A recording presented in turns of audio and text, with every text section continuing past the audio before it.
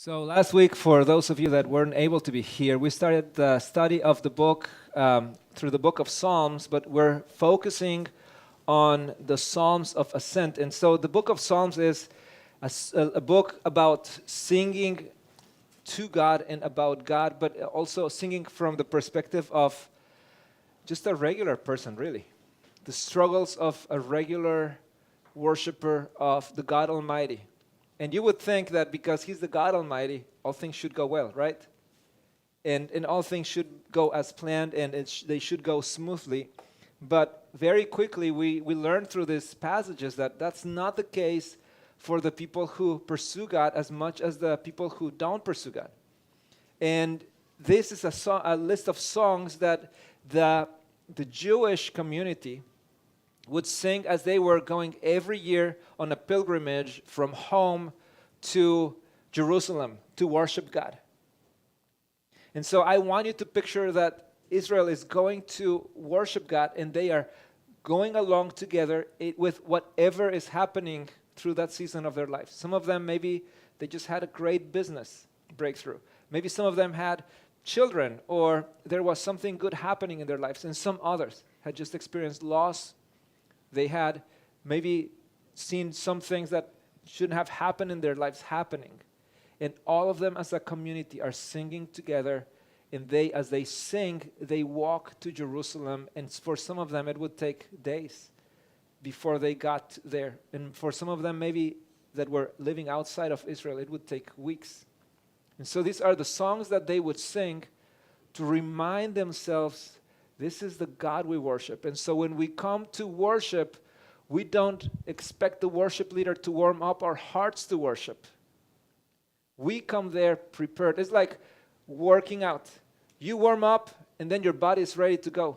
You don't just say, well, I'm going to lift something really heavy, and hopefully I won't break my back this time. But you stretch, right? And this is the songs of stretching our hearts, stretching our faith, stretching our hope. And so these are the songs that remind us that we live in a broken world and that things out there are not perfect. Things back at home are not going okay sometimes. That our life is so limited, that the expectations we had about people are broken, and that we have enemies sometimes. We have people who hate our guts. And we live in an imperfect, broken world, and this is where we are today. These are Psalms that say to you and to me, it's okay to go through suffering, but it's not okay with God. These are Psalms that say to you, God knows the pain He suffers with you, and He wants you to know that it's okay because He will save the day. And so we started with the first three songs of Ascent that speak about God finding us in the pit. And God saying, I am taking you out of there. And the worshiper is lining up his heart and saying, God, I know where I am. I'm in the pit. People have tried to destroy my life literally. But you will bring me out of there. And that was kind of where we left. We studied the first three Psalms of Ascent from 120 to 122. And we're going to study three more tonight. And I'm going to ask you to read with me Psalm 123. And so we're going to study three Psalms. And we're not going to go line by line, so don't be disappointed if it doesn't take us 3 hours to go through this. We're going to go a little bit faster and just going to boil down, hopefully, some of the things that are happening here.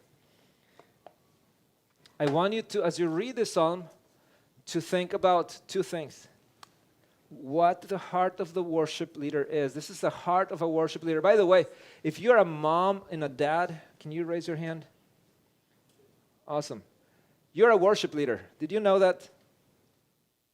You're a worship leader. You don't need to be standing here to lead worship. You lead worship at home. So if you are someone that is waking up excited about what God is about to do in your day, you're a worship leader. If you're excited about what God has done, you're a worship leader. You are beginning to shape the faith of others through your speech, your words, your faith, your countenance. Everything that you say and do is shaping the faith of people. And so you have the role of saying, I will worship. Now, if you If you're not living at home with your parents, can you raise your hand? Sometimes you have it harder, right? Because you don't have someone to fall back on. And you have to take on the initiative to say, I will lead worship to God today. So tomorrow morning, when you wake up, you will be a worship leader. Now, worship is not going to be with a guitar, which is sometimes honestly easier.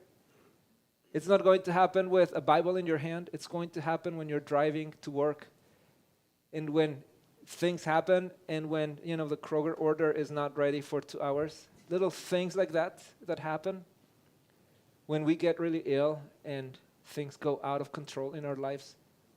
When things get mundane and boring, and when people who we hope that there would be there for us, they don't show up. That is where worship happens. And so I want you to notice the attitude of the worship leader as we're talking about you here, really. And not only that, to notice in this psalm the words I and we. Okay, it's going to start with I, and he's going to move really fast to a we kind of lines. And so this is what he's going to say. I lift up my eyes to you who sit enthroned in heaven. As the eyes of slaves look to the hand of their master, as the eyes of a female slave look to the hand of her mistress, so our eyes look to the Lord our God till he shows us his mercy. Have mercy on us, Lord, have mercy on us. For we have endured no end of contempt. We have endured no end of ridicule from the arrogant or contempt from the proud. Now, I want you to notice, here he starts talking about me. This is my choice. Your personal choice, my personal choice is to worship Jesus. No one will do that for you. The Holy Spirit will not move a finger to make you worship him. Do you understand that? It's on you to decide, I will make a stand. This is a man who has been betrayed, who has been oppressed, who has been going through a lot. Bad things have happened, and he's still saying, this is my decision. I have decided I will worship God no matter what. If you notice, he's gone through a journey. Some bad things have happened. He doesn't go on detail. He doesn't do like some people have done with Twitter, that they put a hashtag, this is who it was, or like a handle, this is who I'm talking about. He's just saying, bad things have happened, but I will not focus on them. The name of the person doesn't matter. The name of the circumstance, it matters, but it's not the focal point. The focal point of this song is the Lord Almighty. Notice what it says here. I lift up my eyes to you who sits enthroned in heaven. This is my focus. And he begins to talk about his attitude toward God. And the question that we must ask ourselves that I mentioned earlier is, how much should we wait for the Lord? Some of us are completely impatient, and that can be me. I can be very impatient. Sometimes I'm impatient when I should be patient, and I'm patient when I should not be patient. Are you that kind of person? That is me. And in this psalm, the question that the worship leader is asking is it really worth waiting for the Lord? I mean, to make an effort to pursue God when there are so many things that need to be taken care of at home and to be taken care of with the bank or being taken care of with so many these things that are responsibilities that we need to do day to day. And his heart is saying, but I am going to wait, not for the next paycheck, not for the next season, not for the next opportunity. I'm waiting on the Lord, like setting his eyes, and he's saying, God will be faithful. I know that at the end of the day, yes, God seems to be delaying, but at the end of the day, God will be faithful. And so he's saying, I will set my eyes as the eyes of a female slave look to the hand of her mistress, like just waiting for that signal. Now, when we think about slaves, we obviously go to that negative connotation about slavery, but in the Jewish culture, one of the beauties of the Jewish culture is that a slave could never be mistreated or abused. because God would say, the day you abuse a slave, I am turning against you. And he would remind Israel, you were a slave before, therefore your respect, your love for slaves should remind you, you came out of slavery. I brought you out of there. I didn't bring you back in to make slaves of people.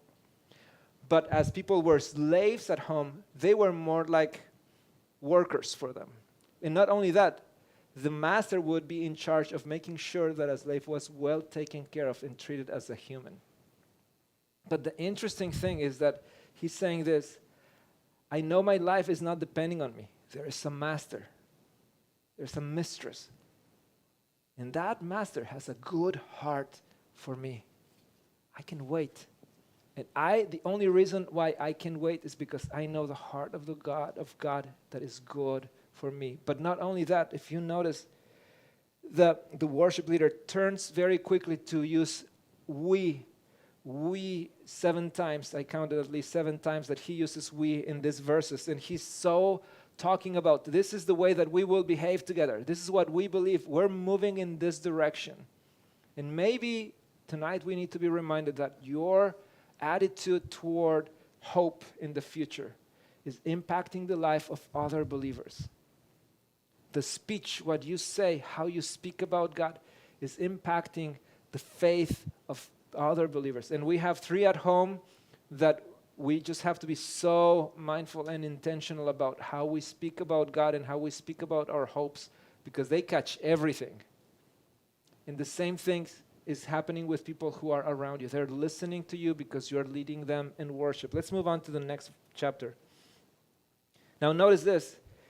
If the Lord had not been on our side, let Israel say, if the Lord had not been on our side, when people attacked us, they would have swallowed us alive. When their anger flared against us, the flood would have engulfed us. Their torrent would have swept over us. The raging waters would have swept us away. Praise be to the Lord, who has not let us be torn by their teeth. We have escaped like a bird from the fowler's snare. The snare has been broken, and we have escaped. Our help is in the name of the Lord, the maker of heaven and earth. What is the attitude of this worship leader here?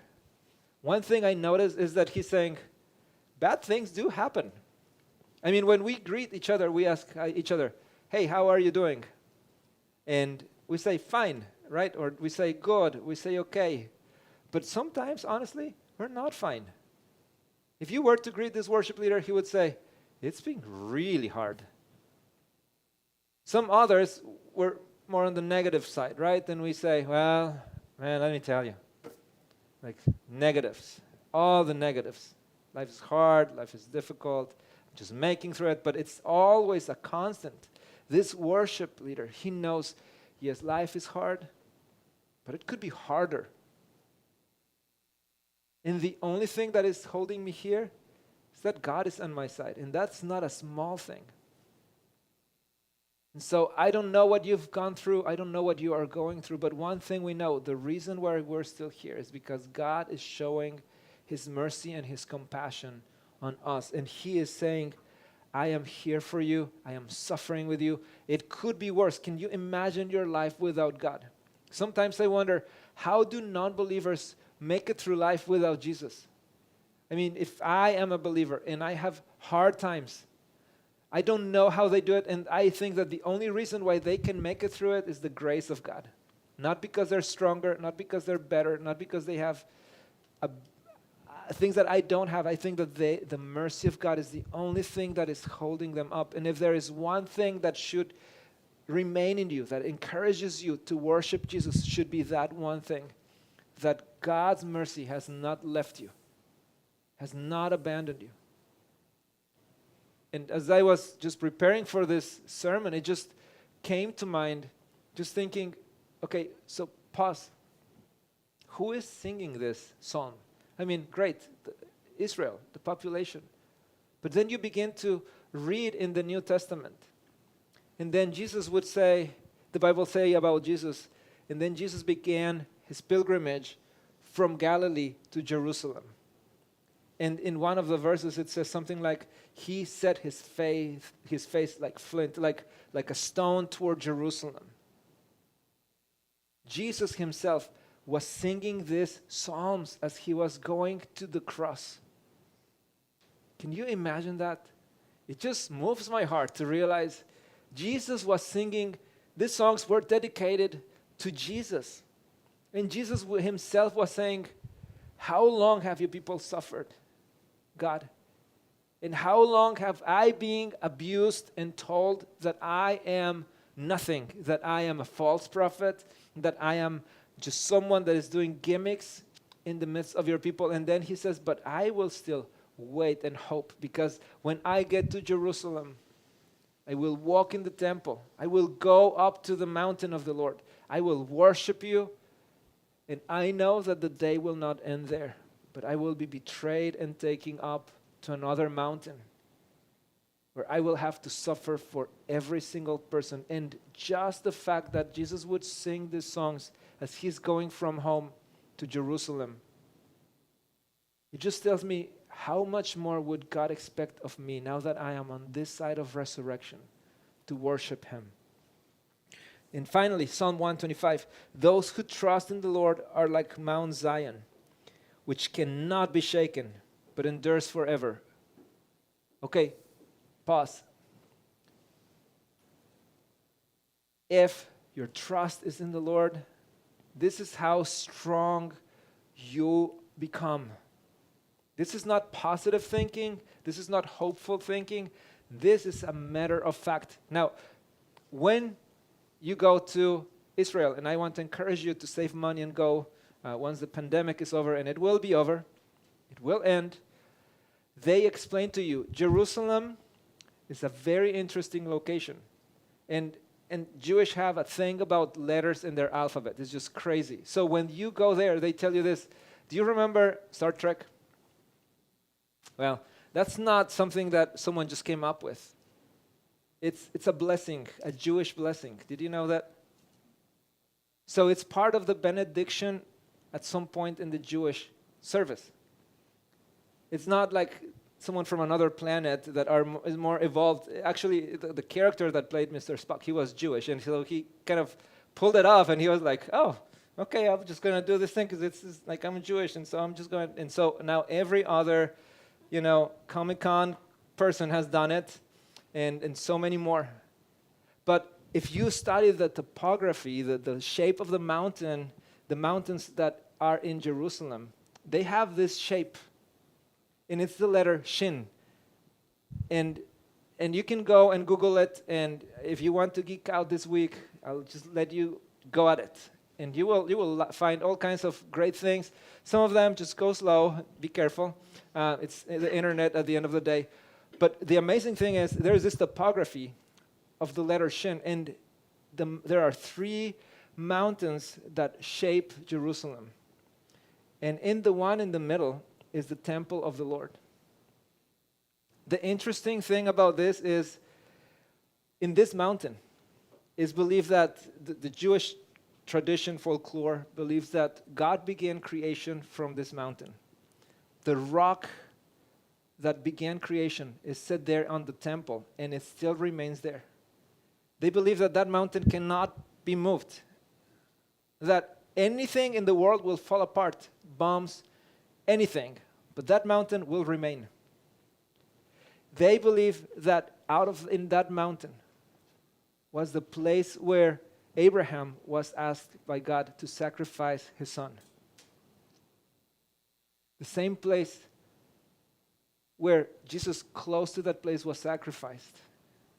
If you go to Israel, actually the place where Jesus was sacrificed is just a few minutes walking distance from the temple. It's not like you drive hours. No, it's just about there. In that same place is where the temple was built, then destroyed, and rebuilt again. And in that mountain with this shape is the letter Shin, which comes from the word Shaddai. El Shaddai means the Lord Almighty. And so that mountain represents the power of God. It represents that we worship a God who is almighty, and that when we put our trust in him, guess what happens to you? You become very mighty, very powerful. It's not like it sticks with God only, and he's like, oh no, this is my, I'm so cool, I'm not going to share this with you. It's actually, no, whoever you hang out with, that's who you become. Well, when you're a child of God, because of the adoption, you become this powerful. And the worship leader is saying this to you today. Those who trust in the Lord are like Mount Zion, which cannot be shaken, but endures forever. What happened in Mount Zion? Creation, they say, began from Mount Zion.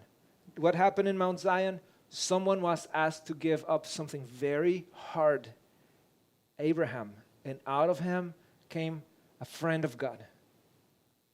Mount Zion represents the hardship that you go with, and God goes along with you, and he says, I will provide with you. I will provide for you. You're not alone. You will be able to endure. And it says here, you will not be shaken. And the enemy may be telling you today, I'm shaking you up. But Jesus is saying, he's shaking you up, but you're being sifted. And he's what the devil is trying to use against you, God is using to purify you. And at the end of the day, like Jesus would tell Peter, you will come back to your brothers and you will encourage them. Your hardship today will be used tomorrow for God's glory. As the mountains surround Jerusalem, so the Lord surrounds his people, both now and forevermore.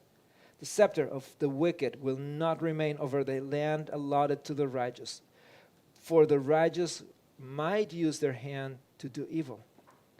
Lord, do good to those who are good, but those who are upright, to those who are upright in heart. But to those who turn to crooked ways, the Lord will banish with the evildoers. Peace be on Israel. And this is God's heart for you today. There may be peace in you today. And so we're going to take